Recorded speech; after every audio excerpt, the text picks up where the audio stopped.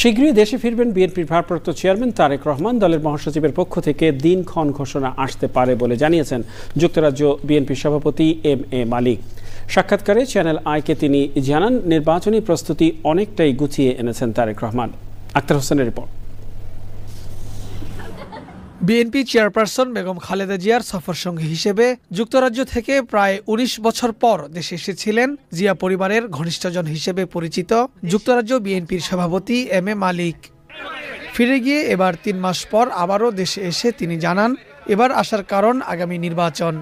নিজ এলাকা সিলেটের দক্ষিণ সুরমায় নির্বাচনের জন্য প্রস্তুতি নিচ্ছেন তিনি।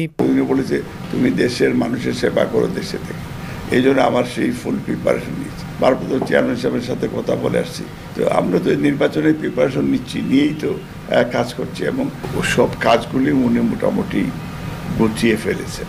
এখন আমরা বিএনপি যেহেতু নির্বাচনে যাবে এবং ফেব্রুয়ারি মাসে নির্বাচন, মহাসচিব অফিসিয়ালি উনি ঘোষণা দেবেন যে exactly day time Tarique Rahman কবে আসবে।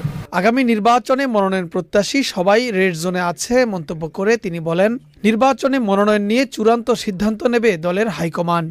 গ্রিন বলতে কি? গ্রিন বলতে বেগম খালেদা জিয়া, তারেক রহমান, এরা উনারই গ্রিন সিগন্যালের ভিতরে আছে।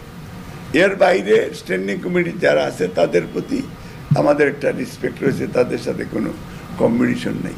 আর সবাই কিন্তু ডেঞ্জার রেড জোনের ভিতরে আছে।